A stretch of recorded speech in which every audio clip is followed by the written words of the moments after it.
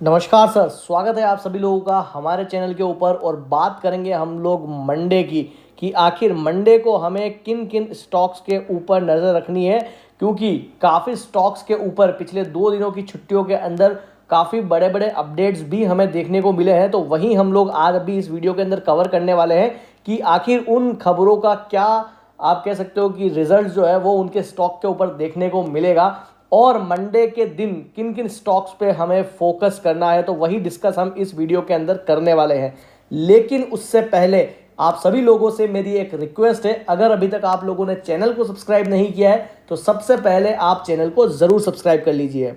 सबसे पहले हम लोगों को फोकस करना है दोस्तों D mart Avenue supermart limited को, क्योंकि परसों फ्राइडे के दिन बाजार बंद होने के बाद में डी मार्ट के नतीजे जो हैं वो बाजार के अंदर आए हैं और नतीजों के अंदर नेट प्रॉफिट के अंदर हमें 17% की ग्रोथ देखने को मिली है YoY बेसिस के ऊपर। और वहीं पर अगर हम लोग रेवेन्यू की बात करें तो वहां भी हमें 17% की ग्रोथ देखने को मिली है YoY बेसिस के ऊपर। जनरली दिसंबर क्वार्टर जो है वो इस कंपनी के लिए बढ़िया रहता है दूसरे क्वार्टर्स के मुकाबले।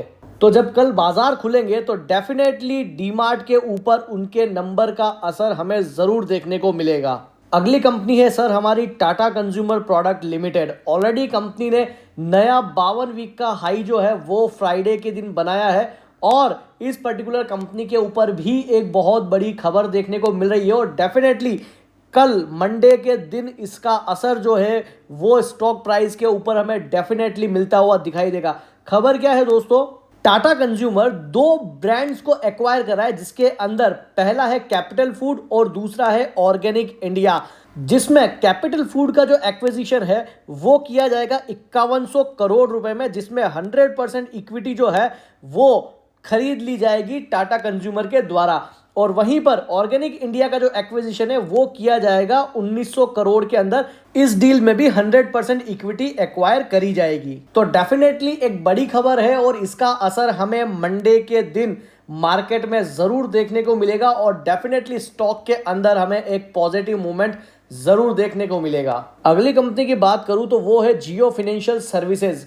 कल के दिन कंपनी जो है वो अपने फाइनेंशियल रिकॉर्ड्स जो है वो पब्लिश करने वाली है। मतलब कि कंपनी का रिजल्ट जो है वो कल डिक्लेयर होगा क्वार्टर थर्ड का। तो डेफिनेटली उस क्वार्टर थर्ड के अंदर हमें वो देखना रहेगा कि आगे फ्यूचर का क्या प्लान है कंपनी का और किस तरीके के नंबर जो है वो जियो फाइनेंशियल डिक्लेयर करती है। क्योंकि जियो फाइनेंशियल की तरफ से जब से म्यूचुअल फंड लाइसेंस के लिए अप्लाई किया गया है तब से हमें शेयर के अंदर अच्छी हलचल देखने को मिल रही है। काफी ब्रोकरेज हाउसेस की तरफ से भी जियो के ऊपर बाइंग रेटिंग जो है वो अभी जारी करी गई है और स्टॉक का जो टारगेट है वो 290 से 300 रुपए के आसपास का बताया जा रहा है। और मुझे तो डेफिनेटली लगता है कि अगर हम लोग इस कंपनी के अंदर लॉन्ग टर्म में अगर पैसा लगाएंगे तो हमें बहुत शानदार रिटर्न जो है वो जियो फाइनेंशियल के अंदर देखने को मिलेगा।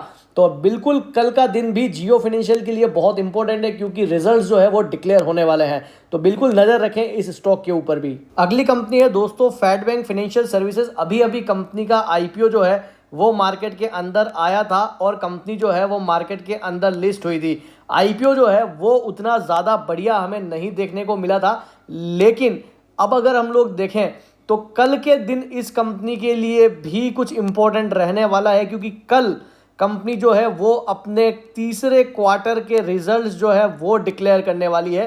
तो लिस्टिंग के बाद पहली बार कंपनी जो है वो अपने फाइनेंशियल रिकॉर्ड्स जो है वो मार्केट के अंदर पब्लिश करने वाली है। तो डेफिनेटली कल इस कंपनी के लिए बहुत इंपॉर्टेंट दिन रहने वाला है।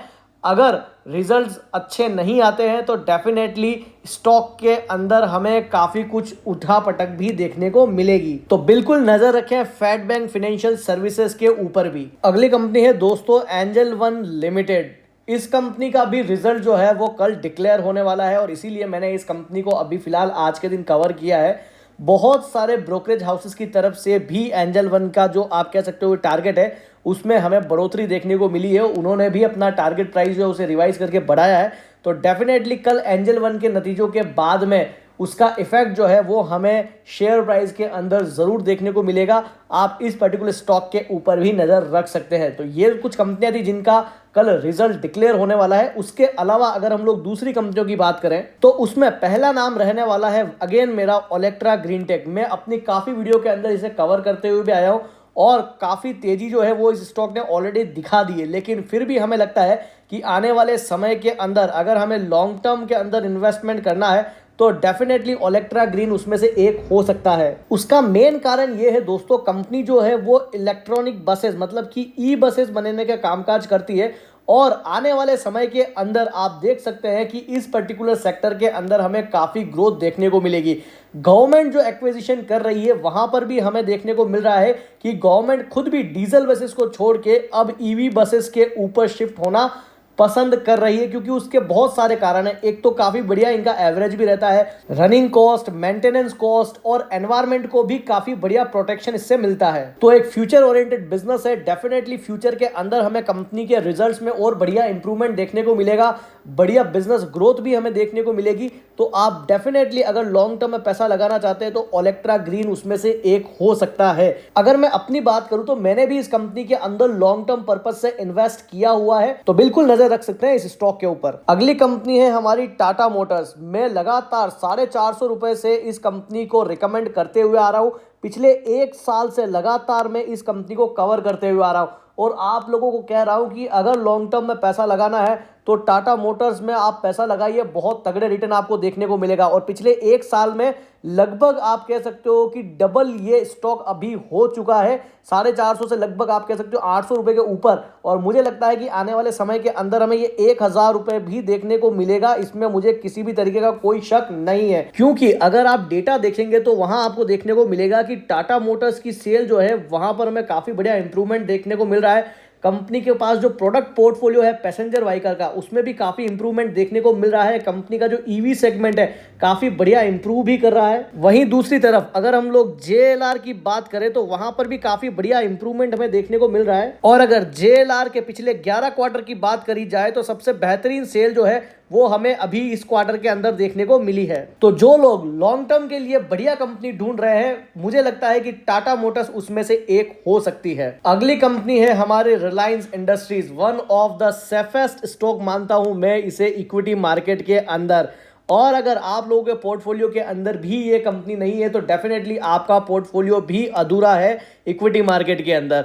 मुझे लगता है कि आने वाले समय के अंदर रिलायंस इंडस्ट्रीज और भी बेहतरीन रिटर्न हमें देते हुए दिखाई देगा, क्योंकि आप कह सकते हो कि 2200 से 2300 रुपए के रेंज के अंदर काफी समय बिताया था रिलायंस इंडस्ट्रीज ने और पूरे मार्केट के रैली के अंदर इतना बढ़िया पार्टिसिपेशन हमें नहीं देखने को मिला था रिलायंस का। लेकिन अब मुझे लगता है कि अब रिलायंस जो है वो थोड़ा सा आप कह सकते हो कि ऊपर की तरफ अब रवाना हो चुका है और आने वाले समय के अंदर हमें भी बढ़िया लेवल्स इसके देखने को मिलेंगे। मार्केट के अंदर 3100 से 3300 रुपए तक के टारगेट जो है वो रिलायंस इंडस्ट्रीज के दिए जा रहे हैं। तो डेफिनेटली आप इस स्टॉक को भी नजर में रख सकते हैं। अगली कंपनी है हमारी IRCTC। 1000 रुपए तक का लेवल है इस कंपनी का। मुझे लगता है कि बहुत नियर टर्म के अंदर हमें 1000 रुपए देखने को जरूर मिल जाएगा। और जिस तरीके से आप देख सकते हैं कि अयोध्या और उस तरफ अभी जो फिलहाल राम मंदिर को लेकर के जो लोगों के अंदर जुनून है, उसका डायरेक्ट इफेक्ट भी हमें IRCTC के अंदर जरूर देखने को मिलेंगे। काफी लोग जो है वो राम मंदिर विजिट भी करेंगे, तो उसका भी सीधा इफेक्ट जो है वो हमें IRCTC के ऊपर देखने को मिलेगा। काफी पॉजिटिव एनवायरनमेंट है अभी फिलहाल IRCTC के लिए। तो आने वाले समय के अंदर मुझे लगता है कि बहुत जल्दी हो सकता है इसी मंथ के अंदर अंदर आपको 1000 रुपए का लेवल भी IRCTC का देखने को मिल जाए। तो बिल्कुल IRCTC के ऊपर आप नजर रखिए और अगर आपको लगता है तो आप इस कंपनी के अंदर अपनी होल्डिंग ले सकते हैं। मैं अपनी तरफ से नहीं कह रहा हूं, अगर आप लोगों को उचित लगता है तभी आप इस कंपनी के अंदर पैसा लगाइए। तो ये थी कुछ कंपनियां जिनके ऊपर आप लोगों को कल सोमवार के दिन नजर रखनी है। और अगर आप लोगों को वीडियो इन्फॉर्मेटिव लगी हो तो वीडियो को जरूर लाइक करें और चैनल को जरूर सब्सक्राइब करें। Thank you.